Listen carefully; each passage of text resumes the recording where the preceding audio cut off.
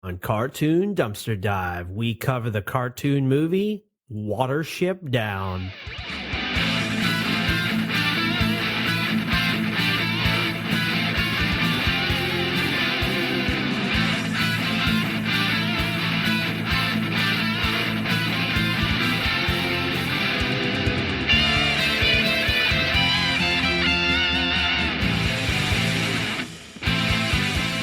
What's the difference between a bunny and a hare, Joel?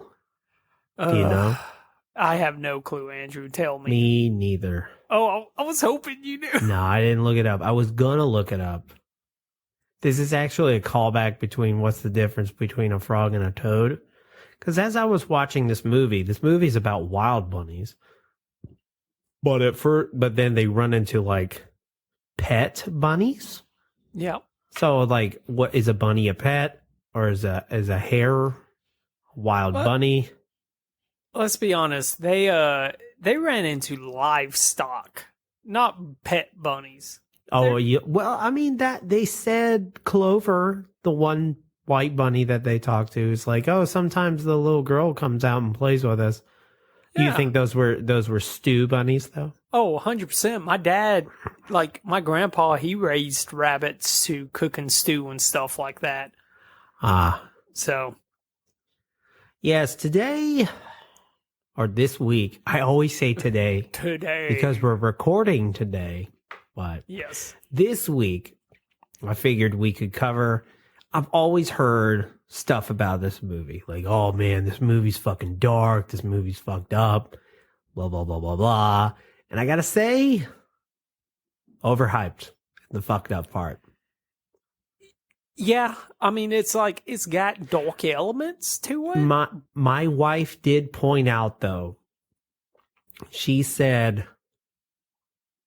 if you were a child and you saw this, this would definitely fuck you up. Oh, so yeah. She's like, through the eyes of a child, this is dark. And then, like, I have to give her credit for that, because I'm like, yeah, I guess in that aspect, a 35-year-old man's not going to really feel that phase when a cartoon bunny gets taken by a hawk, for instance. Although I did go, damn. Yep. That's the reaction it got out of me. There was some of those animated scenes that I was just like, I was watching it, and I'm like, even at my age, I was a little just thinking, like, for a kid, like if an 8-year-old or 10-year-old is watching this, dude, this would be traumatizing in a sense. Like, some of the animated scenes are pretty brutal in a sense. Yeah. For kids. Let me just say kids. that. For young kids. For sure. Yeah. I would say, God, I can't imagine when this movie came out, like, because, there was probably some kids who had pet bunnies, and they're like, oh, a bunny movie. They go watch this. They go watch it, and it's, yeah. It was like, oh. I would say them 70s kids are just built different, Thicker skin. Thicker skin. They could watch a bunny die and be unfazed. I mean, they had serial killers, lead paint, legitimate kidnappings. Yeah, 70 kids, it's just, I think early on, 70 kids had to really learn the circle of life to survive. Yeah. You toughen up when your best friend is gone because the ice cream man took him and chopped him up into pieces or something. Yep. Well, Timmy, we was hanging out with him yesterday, but we haven't seen him since then. Yeah, he's gone. He's gone. Right now, you got a kind of a chance of getting your kid back. Yeah. You just got to get them before the second location. There's a parenting tip for you. If your kid, if they've been like, your kid has been moved to a second location, they are gone. Sadly. Yep. This is a good way to set the tone for this week's episode. It's very somber. And it's very British. It Governor. I'm is so back, British. the British guy who is part of the Bake Off. Cartoon Dumpster Dive's one reoccurring character, Cockney McCockenballs. I think that's my name. I'm not sure. Took a blow to the head when I was young, he did. Oh. Yay, If that's not what I said, his name was, that's his name now, because that's great. It might change. Who knows? It may change again the next time we cover something. I mean, he just British. told us he took a blow to the head. His short-term memory is not that great. Can't remember a thing, I can't. I click my heels together and forget a room I'm in.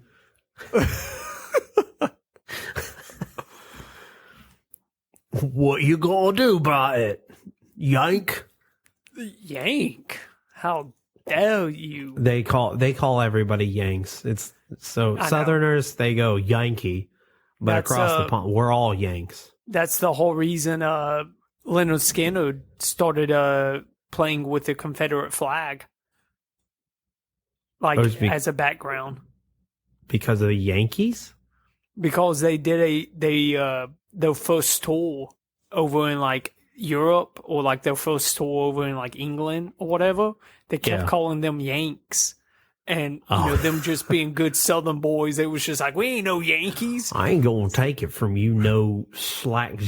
So they was just like, we both got bad teeth, but you're known for it more for what I am. So they was like, we'll fly the Confederate flag. We'll teach you guys we ain't no Yankees. check this out. What'd you think about that? Huh? Whoa. Fucking stars and bars. These colors don't run, except for that one time at the Gettysburg Address or whatever. So for all those times we retreated. Except for all those times we lost and had to retreat.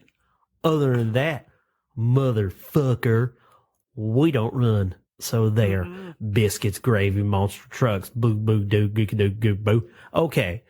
Now, we don't have a theme song so much to review, but we do have somebody famous who did make a song for the 1978 Watership Down movie. Who? Art Garfunkel. Oh, From the Simon and Garfunkel. Yeah. There's a reference. What, he did the song Bright Eyes. Yeah, as I was watching the credits, I was like, Art Garfunkel. And my wife was watching it a little bit with me. She's like, from Simon and Garfunkel? I was like, that's what his first name is? I just knew him as Garfunkel. I always You thought more his of a first Hall name and was Oates Simon. guy or a Simon and Garfunkel guy? What's that? I said, are you more into Hall and Oates or Simon and Garfunkel? Are those two rival camps, you feel? I feel like their music is completely different from one another, but I'm rocking out to Hall and Oates over Simon and Garfunkel. I feel like it's a Marvel versus DC, Sega versus Nintendo kind of thing. You can't, it's impossible to like one or the other. You either like Hall and Oates or Simon and Garfunkel. I'm also Hall and Oates. Love Hall and Oates. That yacht rock, man. Yeah, is that what their genre of music is called? Yacht rock? So there's like a Spotify playlist called Yacht Rock. Yeah. And it is like, I've played it just a couple of times just to see what's on it. 80% of the music on there was like Hall and Oates. And I'm just I know they had that 1-800 number. Yeah. Where you could give 1-800 Hall and Oates or something. Oh, man. But I digress. Joel, how did Watership Down get made? So, Andrew, as we've already mentioned, this movie came out in 1978. British animated movie. It was produced and directed by Morton Rosen. It was based on the novel, the 1972 novel by the same name that was written by Richard Adams. Pretty good turnaround. Yeah, I mean, 6 years and you got a movie, which means production probably, back in those days, that probably took 2 years to animate. Close. Production started in 1975, so 3 years. That was close, man. But Martin Rosen, he acquired the film rights with the help of a guy by the name of Jack Eboats. Okay. Okay. Jack Eboats. This dude's like history is pretty wild. He was known to be like a real risk taker, like investor. Okay. So Jack, I'm going to talk a little bit about Jack because I just found him a little interesting. Okay. This was his first film that he helped like fund. Okay. Fell in love with it so much that it actually got him into the film industry. And just to kind of give you some, some movies that he has helped with,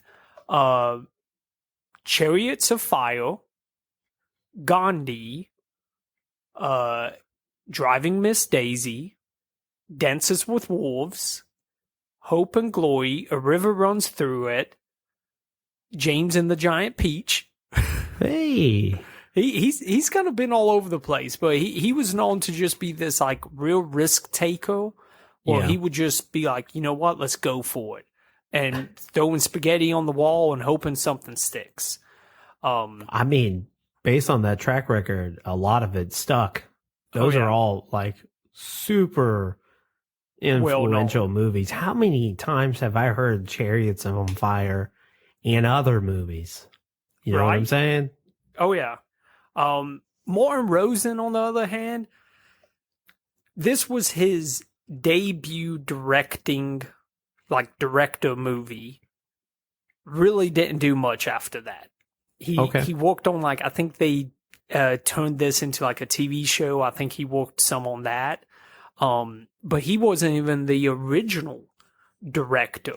They originally wanted a guy by the name of John Hudley. Okay. And John ends up leaving because he had a ton of disagreements with Martin Rosen. So when John left, Martin was just like, I'll direct the film. And he did it. How many disagreements could you possibly have with this movie? I don't know. I wish I knew what some of the arguments were, but I couldn't find anything. But there was just disagreements that caused the wedge to go out that. And so he wanted fuck scenes. Probably with the he rabbits. He wanted to show the bunnies mating, full penetration. Have these rabbits mating. If I don't see these rabbits fucking in this movie, I walk. You understand me? Oh wait, he's British. If I don't see these rabbits fucking in this here, fill me, will me. I'm out here, and I'm gonna walk and have me some fish and chips with a side of pureed peas there, governor. And he goes, well, why don't you go ahead and walk to the pub then? Get out here.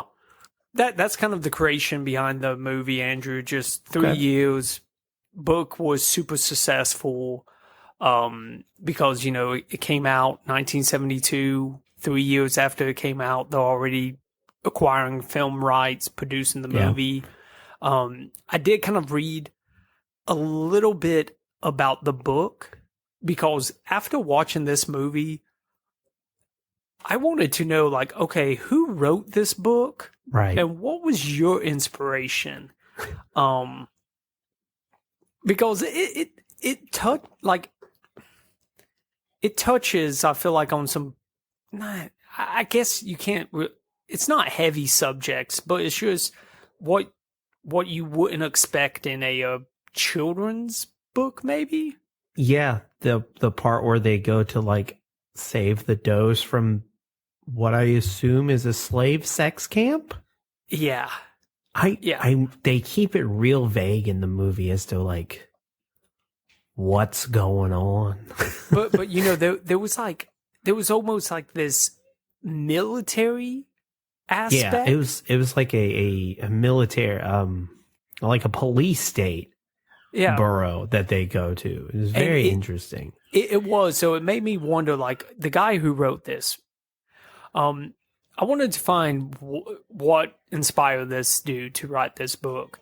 And in his autobiography called The Day Gone By, Richard Adams said that he based Watership Down and the stories in it on his experiences during Operation Market Garden, the Battle of Amiens in 1944. So a World War II battle.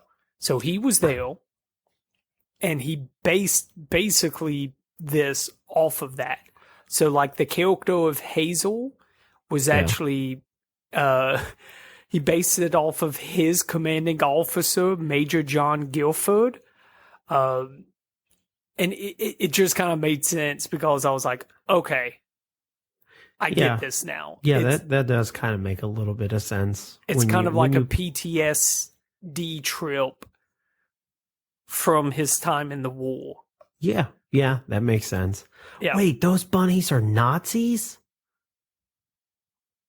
They're a Nazi metaphor? I don't know if necessarily Nazis or just the horrors of what humans can become in wartime. Nazi bunnies are funnier, so I'm going to say they're Nazi bunnies. So cute, yet so prejudiced. Yeah. But that's it, Andrew. That's all I got for you today. Hit me with the voice actors. So the voice cast for Watership Down 1978 is John Hurt is Hazel, Richard Brius is Fiver, Michael Graham Cox is Bigwig, John Bennett is Captain Holly, Ralph Richardson is Chief Rabbit, and Simon Cadell is Blackberry. There are more, but that's pretty much the bulk of it. Yep. Am I gonna know any of their other walks though? Yes. One of them. Oh. John Hurt is Kane in Alien. Ooh. Richard Byrus is Leonardo in Much Ado About Nothing. Okay. Michael Graham Cox is Boromir in the 1978 The Lord of the Rings. Okay. John Bennett is a priest in The Fifth Element. Nice. Ralph Richardson is Dr. Austin Sloper in The Heiress. Okay. 1949. So, oof. And finally, Simon Cadell is Vladimir Kozent in The Cold Light of Day. Ooh. So let's talk about this. Talk about this movie. First of all, you get hit with some mythology, which is always cool because this is bunny mythology. Bunnies kind of get a little bit of a raw deal, but it's kind of deserved in a way. So in the beginning, Firth, God, he created all the animals, and all the animals were the same, more or less. And they all ate grass. And bunnies did what bunnies do. They multiplied. Yep. And they kept eating all the grass, and all the other animals had nothing to eat. And Firth was like, hey, knock it off. And he was like, no. The original bunny, the Prince of Rabbits. And he was like, okay, fine. So he blesses all the other animals to give them fangs and claws and horns. And it's basically like, you guys can eat bunnies now. And so the Prince of Rabbits hides in a hole. And he's like, Firth goes, I'll give you a blessing too. And he was like, well, I'm not coming out of this hole. So if you want to bless me, you can bless my bum. And Firth is like, all right, here you go. So the rabbit gets like good legs for running and a bright bushy tail and the ability to dig. And then instead of becoming the Prince of Rabbits, he becomes the Prince of 1,000 Enemies. And that gives us an idea of the tone of this. It's like, if they catch you, they will eat you, but they got to catch you first. And you're like you're the fastest animal. So now we're in the setting of, honestly, beautifully animated movie. Oh, still to this day, it looks gorgeous. They do a really old trick. I don't know if you've ever seen it. So if you ever see like panning shots with stuff in the foreground and they're going past it, that's usually like, it's about 5 feet. They use like an illusion. It's like 5 feet and like a cutout of each panel. And then they physically move a camera around the drawings to get the shot that they want. There's a really good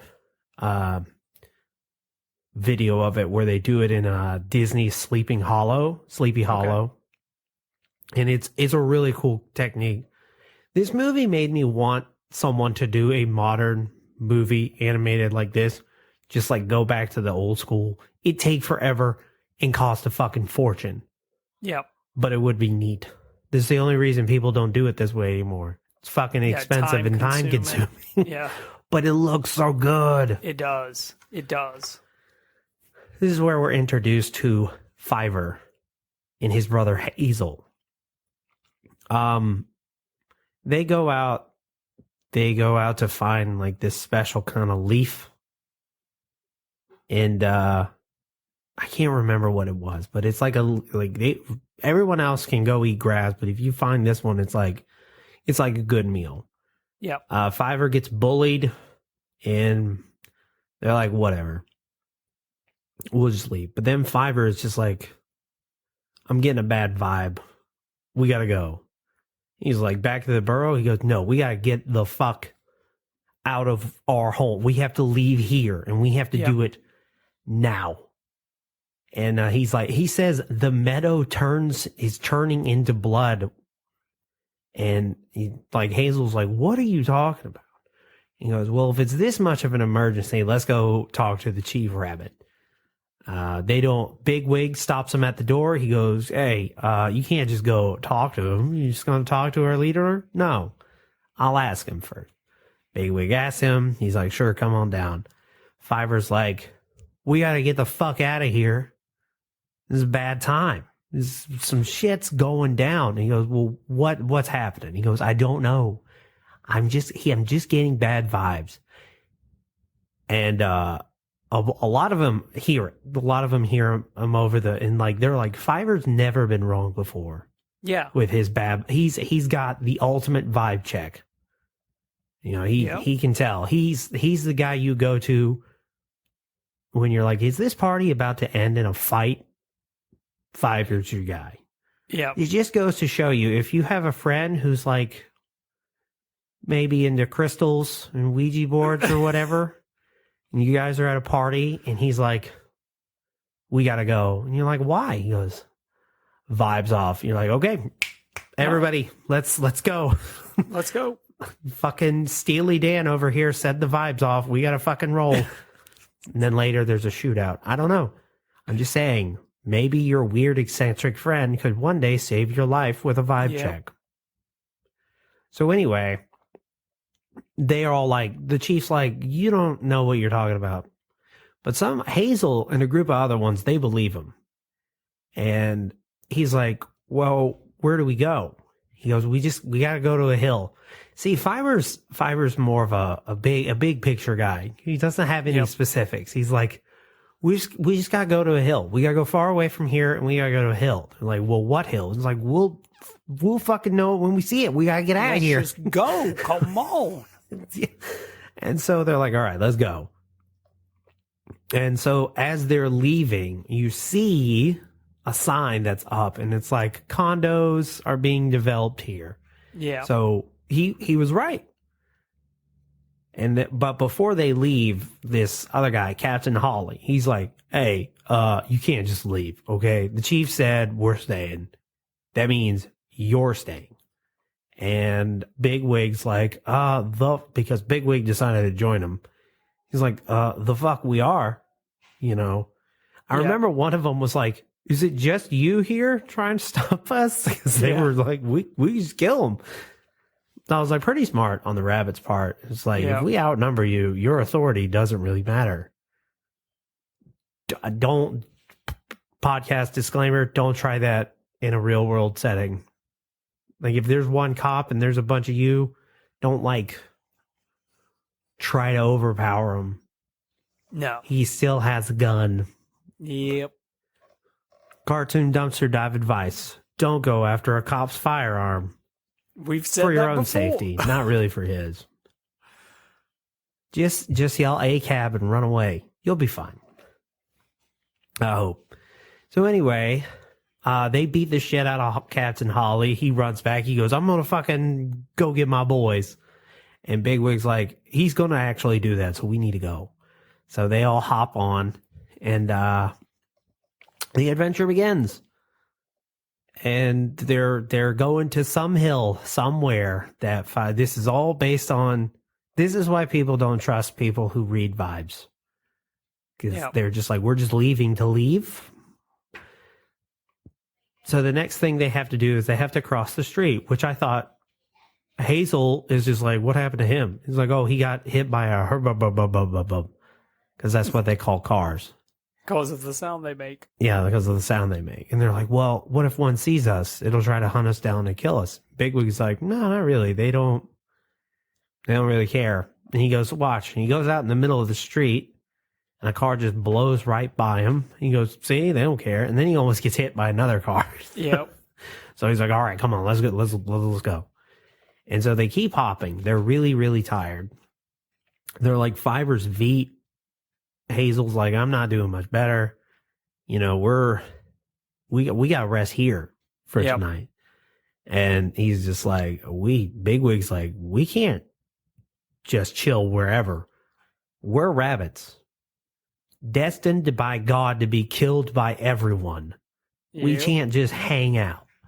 So he's like, well, I can't swim across. So what do we do? And then Lassie shows up. I mean, just a regular collie, but she shows up. She's like, "Hey," and they're like, "Oh fuck, a dog!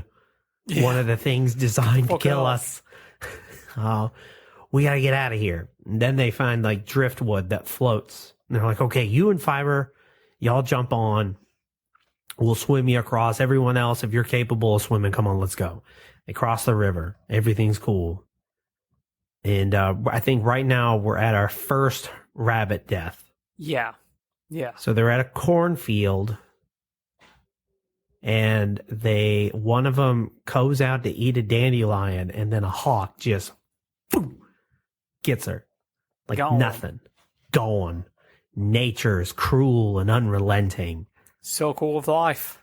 And then Fiverr's like, she died. Yep. And then they're like, I think they say a prayer. Something like that. They don't say a prayer just yet. They're just like, okay, well, we got to be more careful. So they hop some more. And finally, somebody comes up to Hazel and is like, look, where are we going? Hazel goes, Fiverr, where are we going? He's like, the big hill. I told you already. We got to go to the big hill. And they're like, I don't think this big hill exists. About that time, they run into another rabbit. It's like condescending, posh rabbit. He's like, oh, it's raining too. They're just like, hey, remember when we were warm in our burrows? We should go back. And then the Fiverr's like, if you fucking go back, you're going to die. Yeah. 100%. And they're just like, what are we going to die from? He goes, I don't know. Danger. Okay? It's danger. You're just going to die. Trust me. You're just going to die. You're just going to have to believe what I'm saying is true. And so this is when they meet the posh rabbit. And he goes, well, you can come stay in our burrow if you like. And then they read him a bunch of poetry about accepting their fate. And Fiverr's like, we need to get the fuck out of here. He was getting another bad feeling. He's like, these people they're not kosher. I don't know what they are. We got to get out of here. Yep. So Fiverr leaves immediately. His brother Hazel goes after him, and Bigwig goes after him, and like Hazel's like, "What's wrong?" He goes, "Those guys, something's up with them. We gotta get out of here. Look, I would rather risk dying on the road than being in here." And Hazel is like, "My brother says it's bad vibes. We gotta go." Hazel's like, "All right." No, Bigwig's like, "Okay, I'll go try to get him." Bigwig gets snatched up by a snare trap. I think this is where people start saying, this is where this is too dark for your average everyday child. Yeah. He's being choked around the neck by this snare. Flies are already starting to come on his body to eat his dead body. Blood is coming out of his mouth. Blood is just coming out of his mouth and eyes. He's like, and like he's dying. And all the other rabbits are like, "We can't chew through the cable." And he's like, "Well, it's tied to a peg." You know, they get they get one of the strong diggers to dig the big hole, and they're like, "Okay, get one of the little ones in there, go around it," and the little one gets as far as they get, and then they get fiber and they get the peg out, and the peg is out, and Bigwig looks like he's dead. He's just like, it's over. And then that's when they say the Lord Rabbit's prayer. Yep. Also, it's like, and then like Bigwig, you know, he comes to, he goes, "Well, I'm not meeting the Black Rabbit today," which is like their Grim Reaper, I'm guessing. And so, this is when Bigwig figures out there's traps all over the place, and these bunnies were going to use them as bait to like, you guys go out and explore, and learn to accept your fate of being cannon fodder for us. And they're like, "Fuck you guys. We're out of here." So they leave, and they actually make it to the big hill. And they're like, "There it is. Fiverr found it. The great Firth provided us, but Fiverr found this hill." And this is when they meet our vaguely Eastern European bird friend. He was like, "I am bird. My wing is hurt. I come from big water." And they're like, "Well," and Fiverr's like, "Let's help him out. You know, we're all pals here." And so they help him out, and then eventually it dawns on them, kind of a sausage fest on the big hill. Yeah. So and like the Eastern European bird is like, "Y'all got no mate. You guys can't make eggs without a mate." And so, I forgot to mention, they go to a farm in between all the shit that I just said, and they meet all these does that are like, as we said earlier in the episode, they're soup rabbits, they're food rabbits. Yep. So they're just like, Hazel's like, "Damn, he's right. We ain't got no bitches. I gotta go. Let's go back to this farm. I talked to this chick named Clover. She said her and her besties would come, and they're down for a good time. They're down for a good time. So they'd rather us be in their soup rather than becoming soup. Let's get to getting." And so I feel like it's Hazel and two others, Blackberry, and I can't remember the other one's name. They go. So a problem I do have with this movie, all the rabbits look the same. So it's super hard to determine who's who. Because you're like, is this a person? It's almost like they made one character model and then used that for everybody. So that's when they're like, they try to get them out.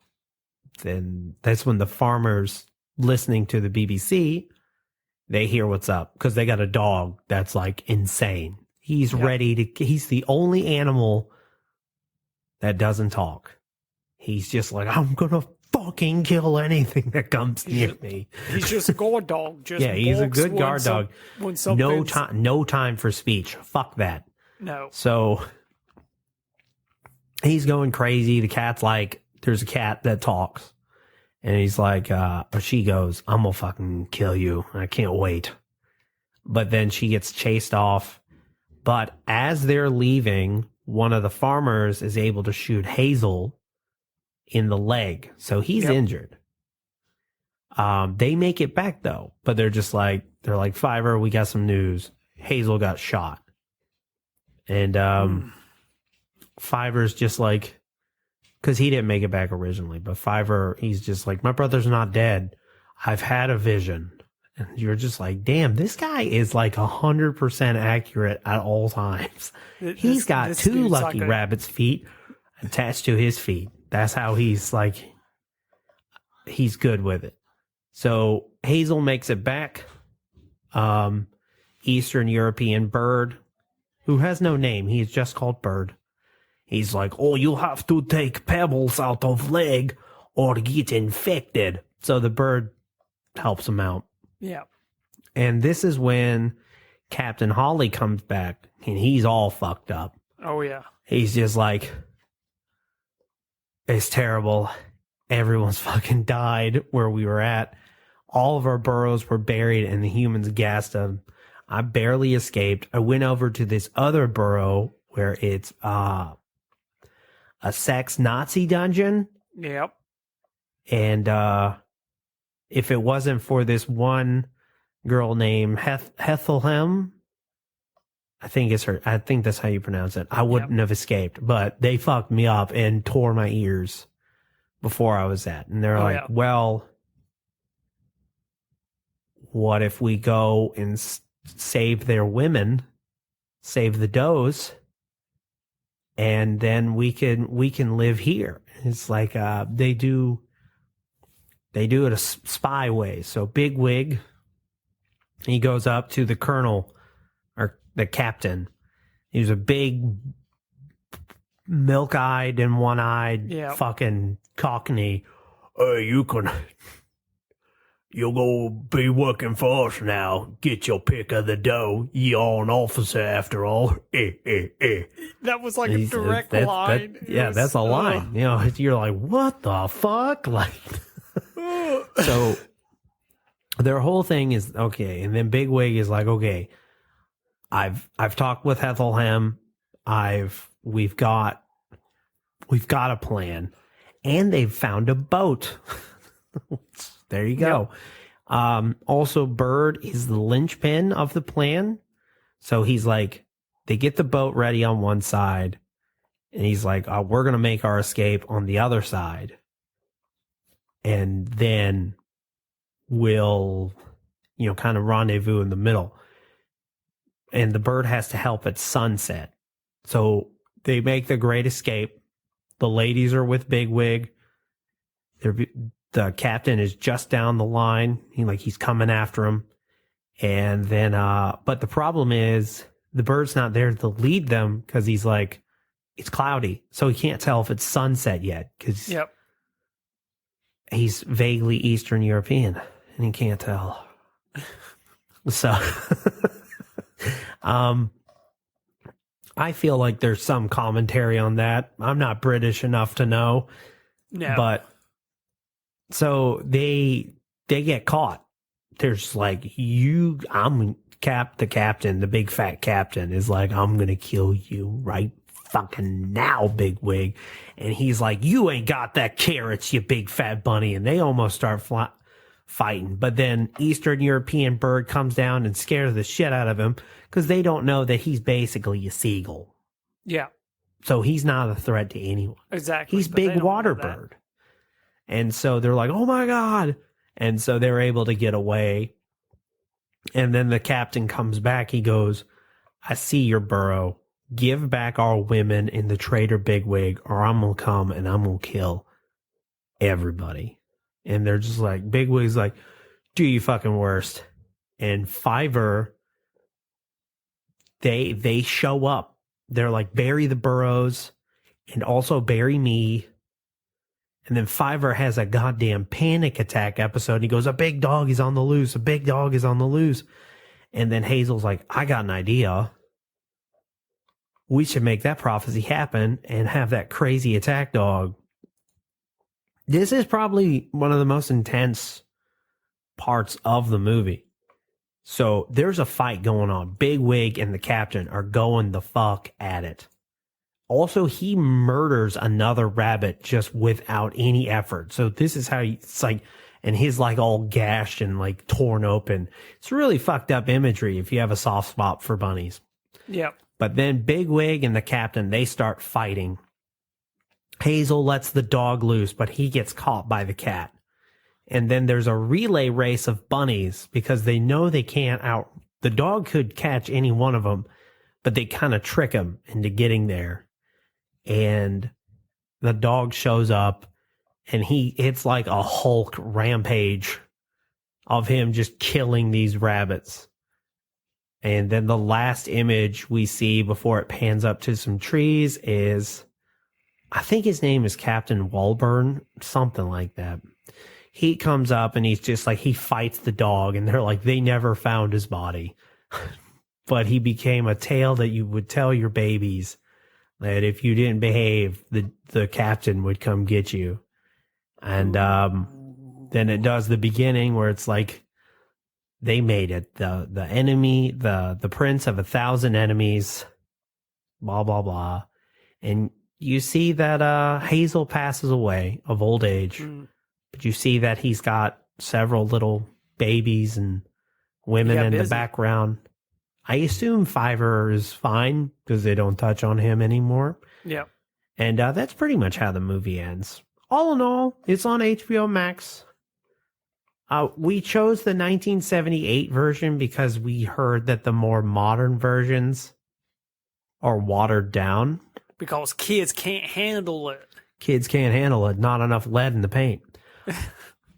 So, this movie did actually win an award. Yep. It was actually in 1979. It was the 6th, top movie in Britain. Yeah, it did pretty well, and for good reason. I think it was good. My only gripe, it was hard for me to tell which bunny was which. Because which I guess if you wanted to be like semi-realistic, they are amorphic, but like very like it's dialed down. Yeah. They're just bunnies with cartoon eyes. Yeah, that's it. Little less animated than Thumper in that's good. Bambi. Yeah. So it's like, is this Fiverr or Hazel or you could tell who Bigwig is because he's got hair. Yeah. You can tell who some of the major players are. But if you were to do this again and keep it dark, because they did it again, but apparently people didn't really like it because they're like, no, this is supposed to be fucked up. Yeah. I don't know why. This is supposed to be a World War II story told in the form of rabbits, basically. Yeah. But if you were to do it again, just make it a little, give them all defining characteristics so you can tell them apart. Give them hair. Give Fivo some emo swoops into his eyes. Yeah, something like that. Yeah, just something. It's just like also when they died, like a few of them, I just didn't really have a lot of emotional attachment because it's just like you don't really feel anything when this bunny dies. Also, why is it called Watership Down?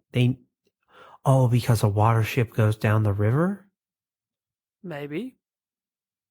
Because that's the only time. Maybe.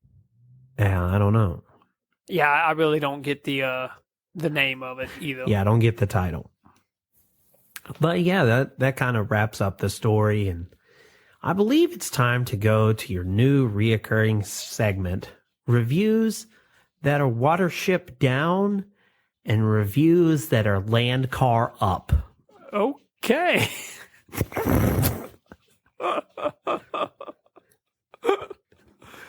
Perfect. Thanks. Nailed it. So Andrew, I'm going to start out with the 1 out of 10 review titled, "This film should be banned. It's not really for kids if this film has severe violence. This film is absolutely sad and very violent. It should be banned. And why would it be a PG or proved? It's ridiculous. This film is so bad. As I said, it isn't really for kids. Any kid who watches this film will cry and be mega disappointed. This film is a huge disappointment. Ban this film, including the TV show and the reboot film. This is someone who just can't handle. They can't handle reality. They ain't about that life. And look, I think you was on to something just saying 70s kids were a little bit different. Normally, that's the thing. In the 70s, you still had people growing livestock like bunnies and stuff like that to eat. So that was normal for kids. So, but this one is the next one's a 10 out of 10, titled Gorgeous and Heartbreaking. It's difficult to be objective with this film because it's one of the first to acquaint me with the concept of deep sorrow and heartbreak. My friend's mom put this and the secret of Nim on for us when we were young kids, and she probably thought this was going to be another light-hearted romp with animated rabbits and mice. It wasn't. I remember not understanding anything about the end of the movie, but just being overcome with a sad emptiness later on after I went home. If you're going to play this for kids, watch it beforehand. That's it. Yeah. I will say that more recently, film critics and scholars have defended Watership Down's potential value for children audiences. Children's media scholar Catherine Lester argues that the violence is never without a specific narrative or a moral purpose, and that discussions of the film's effect upon children require a greater nuance that acknowledge the complexity and the variety of the children as viewers and how they respond to films.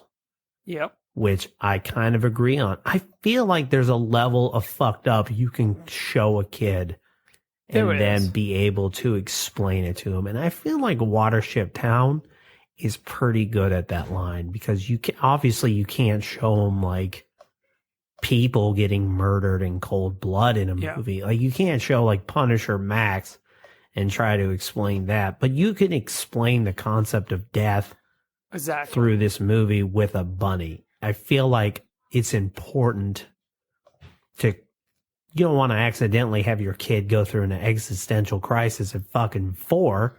No, and, there's a way to toe the line. Maybe wait till I would say 9, 10, maybe even maybe 11, around that range. Hell, all those fucked up deaths in the Disney movies, this is small potatoes compared to that. Look, Gaston gets impaled on that pipe. Kerchak gets hanged by vines. Yep. The Shadow Man and Princess and the Frog gets killed by debt collectors. I'm just saying, there are worse deaths. But those were all villains, Andrew. And it's okay. Oh yeah, if the these villain were cute dies. little bunnies. This one was just like, hey, I know this was just a bunny, wasn't doing anything, but guess what? We all got have mauled to go. by a dog. We all have to go sometimes. So deal with That's it. a good point. Yeah. Well, I believe that wraps up Watership Down. What a movie. Any closing thoughts? Watch it. I mean, it's animated. If you got Max, watch it. It's the animation is nice. I would suggest, because I kind of broke it up. I would watch like 20 minutes at a time, take a break, because it wasn't one of those movies that I was just like I could sit down and watch. Yeah, it's an old movie. Yeah. Old movies were made to just be on. Yeah. I've come to believe. Like, if you ever go back and watch The Good, the Bad, and the Ugly, I had no idea that movie was like 3 hours of nothing. Yeah. With horse rides and like a few gunfights. You're like, Jesus Christ. This was entertainment? Yeah. Yeah, I would say give it a shot. It's only an hour and a half. It's actually fairly breezy of a movie. It's very British. Oh, yeah. That's okay. But yeah, that's my closing thoughts. If you would like to support the show, you can go to patreon.com/cartoondd. There we have a $5 tier that gets you bonus episodes. These episodes ad-free and with extended audio, stickers and pins mailed to your door, and access to our Discord. We have a website, cartoondumpsterdive.com, the best place to send your request. Whether it be a cartoon movie, anime, someone for us to interview, or two cartoons to go head to head in our junkyard brawl. We have an X handle, Cartoon DD. We have a Facebook, Instagram, TikTok, and Threads. All Cartoon Dumpster Dive. Give us a follow there for memes. And that's it. I don't really do anything else. Or clips from the show. So you can be like, I remember when I heard that on Wednesday. And as always, we appreciate a 5-star review on the podcasting platform of your choice, so we don't get taken by the hawk that is bad podcast downloads. Have a great rest of your week. See ya.